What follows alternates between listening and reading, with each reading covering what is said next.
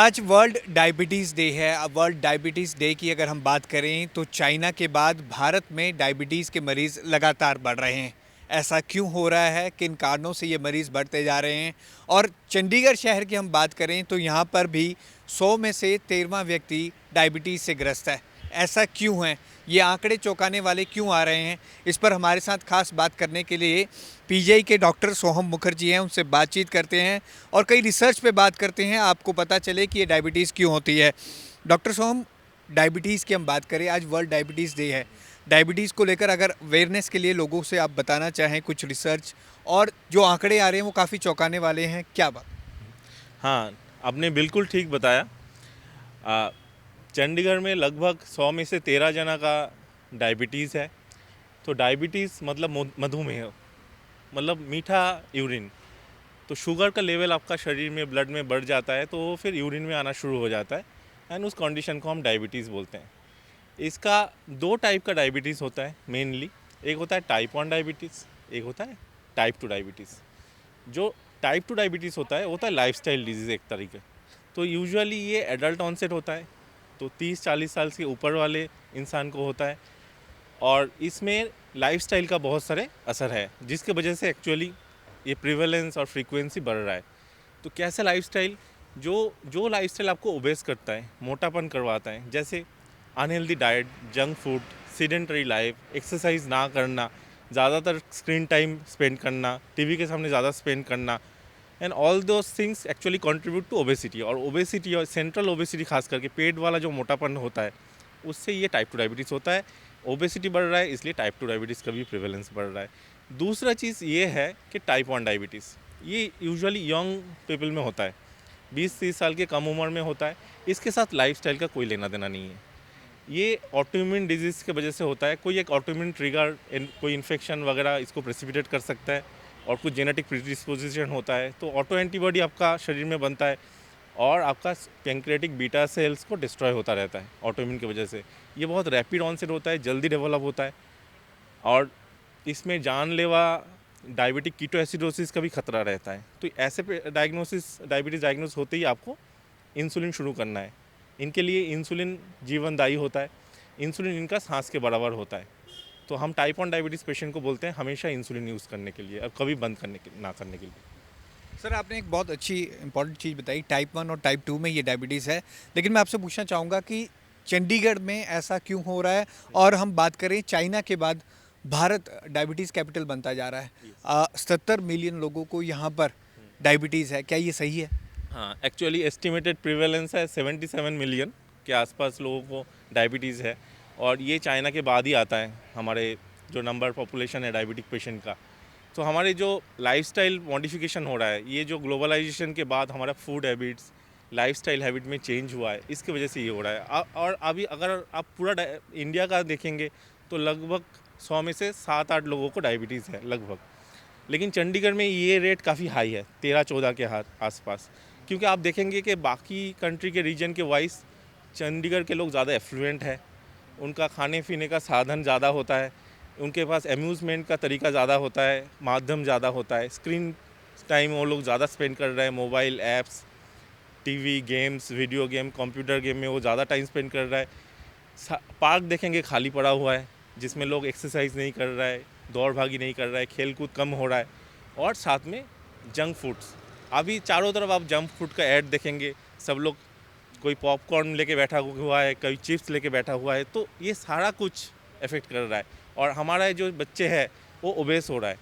तो अभी मैंने बताया कि यूजुअली टाइप 2 डायबिटीज़ जो लाइफस्टाइल डिजीज़ है, वो यूजुअली एडल्ट में होता है, 30-40 ईयर्स के बाद होता है। लेकिन हम देख रहे हैं कि इवन 10 साल के बच्चे भी मोटापा लेके डायबिटीज़ लेके आ रहा है।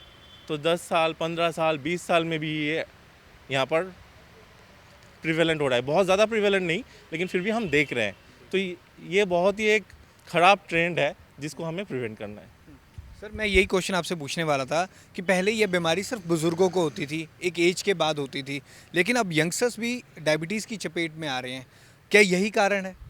बिल्कुल, यही कारण है, और ये कम्प्लीटली प्रिवेंटेबल है। अगर आप हेल्दी लाइफस्टाइल लीड करेंगे तो इसका ऑनसेट को आप काफ़ी डिले कर सकते हैं, क्योंकि इसका मेन कारण जो होता है वो सेंट्रल ओबेसिटी होता है, तो उसको आपको मात देना है।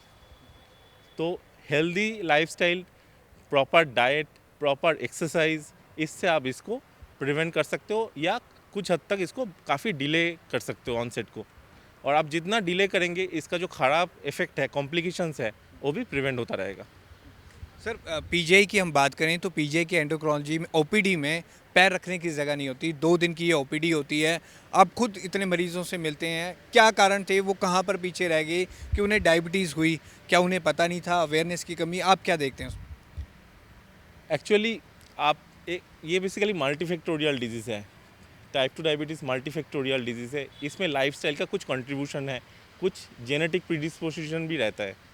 सो उनका हो सकता था कि अगर वो लाइफस्टाइल प्रॉपर फॉलो करते तो हो सकता था उसका थोड़ा डिले होता। आदमी का 30 साल में हो रहा है उसका शायद 50-60 साल में होता था। तो इससे फ़ायदा क्या होता अगर आप प्रॉपर लाइफस्टाइल फॉलो करते और मोटापा होने नहीं देते हैं और रिस्क फैक्टर को प्रिवेंट करते हैं, तो आगे जाके जो कॉम्प्लिकेशन होता है डायबिटीज़ का, वो भी बहुत इंपॉर्टेंट है, वो आपका कम होता या लेट प्रेजेंट करता। सो इसमें काफ़ी आपका जो इकोनॉमिक बर्डन भी रिड्यूस होता। सर अब यंगस्टर्स को भी एक एज के बाद टेस्ट जरूर करवाने चाहिए। पहले यंगस्टर्स ये कहते थे अभी तो हमारी एज नहीं हुई है, अभी कहाँ हमें डायबिटीज़ हो जाएगी, ये तो बुज़ुर्गों की बीमारी। अब उनको भी एक एज के बाद टेस्ट करवाने चाहिए, क्या सलाह देंगे? एक्चुअली यंगस्टर में रूटीन हम स्क्रीनिंग नहीं रिकमेंड करते हैं। यूजुअली एशियन इंडियंस जो हैं, जो इंडियन पॉपुलेशन है, वो हाई रिस्क पॉपुलेशन में मानते हैं टाइप 2 डायबिटीज़ के लिए। सो 30-40 साल के बाद साल भर में एक बार आप स्क्रीन अगर करेंगे फास्टिंग ब्लड ग्लूकोज और HbA1c से, तो आप इसको अर्ली डिटेक्ट कर सकते हैं। क्योंकि अधिकतर टाइम टाइप 2 डायबिटीज़ एसिम्टोमेटिक होता है, मामूली सा फैटिक, वीकनेस, कमजोरी, ये सब रहता है और ये मिस डायग्नोस हो जाता है, डायग्नोस होता ही नहीं है क्योंकि आप सस्पेक्ट नहीं करते हो। तो स्क्रीनिंग ज़रूरत होता है डायग्नोसिस करने के लिए। हर साल एक बार अगर आप 40 साल की उम्र के बाद स्क्रीनिंग कर लेते हो तो उसमें आप अर्ली डायग्नोस कर लेते हो, अर्ली थेराप्यूटिक इम्प्लीमेंटेशन हो सकता है।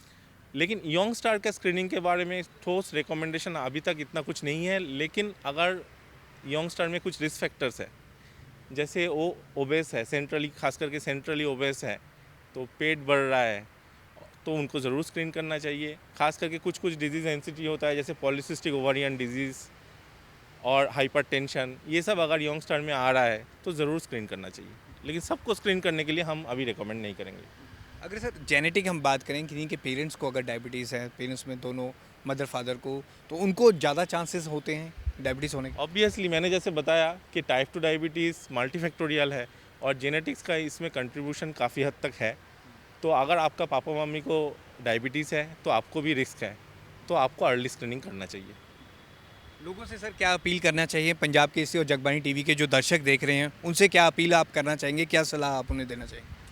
सो मैं ये बोलना चाहता हूँ, जो मैंने शुरू में बताया, टाइप 2 डायबिटीज़ लाइफस्टाइल डिजीज़ है, तो इसको काफ़ी हद तक प्रिवेंट किया जा सकता है और इसमें आपका लाइफस्टाइल का रोल काफ़ी है। तो खान पान में ध्यान दें, एक्सरसाइज में ध्यान दें, स्क्रीन टाइम ज़्यादा ना करें, लिमिटेड रखें, जंक फूड्स अवॉइड करें और कोल्ड ड्रिंक्स और जो भी फ्री शुगर्स, एम्प्टी कैलोरीज है, ये सब अवॉइड करें। जो ट्रेडिशनल खाना होता था उसमें वापस जाए, तो वो आपको हेल्प करेगा। और अगर आपका डायबिटीज़ हो गया है तो डरने का कोई बात नहीं है। देयर आर एक्सेलेंट मेडिसिन, बहुत अच्छे अच्छे मेडिसिन है। अर्ली डायग्नोस अगर आप कर लेते हो तो लाइफस्टाइल और कुछ मेडिसिन से आपका शुगर कंट्रोल रह सकता है। लेकिन अगर लेट हो रहा है डायग्नोसिस में या आपका कंट्रोल ठीक नहीं है तो कॉम्प्लिकेशंस हो सकता है। तो अगर कॉम्प्लिकेशंस है तो उसको प्रॉपरली मैनेज करना है। और लेट अगर हो रहा है डायबिटीज़ डायग्नोसिस में या बहुत दिनों से 10-15 साल से डायबिटीज़ है, तो आपका डॉक्टर आपको हो सकता है इंसुलिन प्रेस्क्राइब करे, तो उससे पीछे ना हटे क्योंकि वो आपको कॉम्प्लिकेशन होने से बचाएगा। और टाइप 1 डायबिटीज़ के लिए मेरा ख़ास मैसेज ये है, क्योंकि उनका बहुत अर्ली एज से डायबिटीज़ डायग्नोस हो रहा है, 10 साल, 15 साल, 20 साल, तो उनको काफ़ी लंबा लाइफ लीड करना है डायबिटीज़ के साथ। तो कभी कभी उनको डिफ़िकल्टी आ सकता है, लेकिन उनको ये ध्यान रखना है कि इंसुलिन लगाने से ऑलमोस्ट नॉर्मल लाइफ और लीड कर सकता है। जैसे आम आदमी लाइफ लीड करते हैं तो वैसी वो लाइफ लीड कर सकते हैं। लेकिन उनके लिए इंसुलिन एक जीवनदायी मेडिसिन है और इंसुलिन के टीका लगाने से कभी वो कतराए नहीं और इंसुलिन उनके सांस के बराबर है।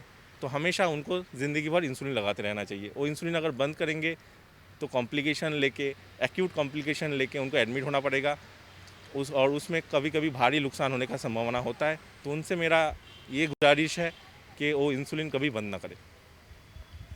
काफ़ी अहम जानकारियां दी हैं पीजीआई के डॉक्टर सोहम मुखर्जी ने। डायबिटीज़ डे है आज। अगर हम डायबिटीज़ डे की बात करें, डायबिटीज़ के मरीज़ लगातार बढ़ रहे हैं, क्या क्या प्रिवेंशन हम कर सकते हैं, अपने लाइफस्टाइल को चेंज करके इस बीमारी से बच सकते हैं। कैमरामैन रजत के साथ भगवत सिंह, पंजाब केसरी, जगबानी टीवी, चंडीगढ़।